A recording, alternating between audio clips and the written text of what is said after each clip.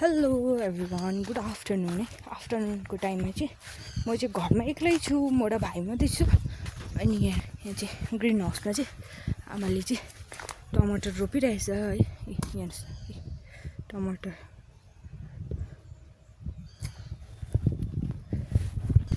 भाइ र म मात्रै छु।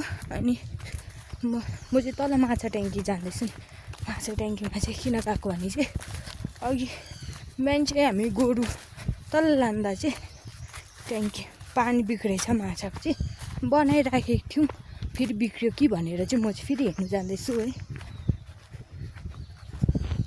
यहाँ चाहिँ डल्ले खोर्सानी रोपिरहेछ, म चाहिँ पानी हेर्नु जाँदैछु।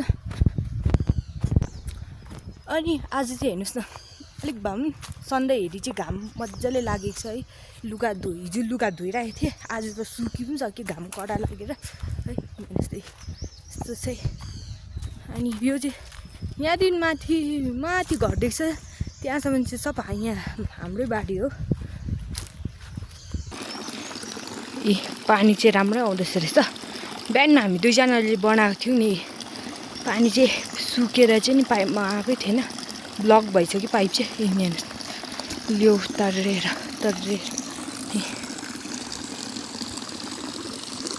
घाम लागेर हेर्नुहोस् न, आजको दिन चाहिँ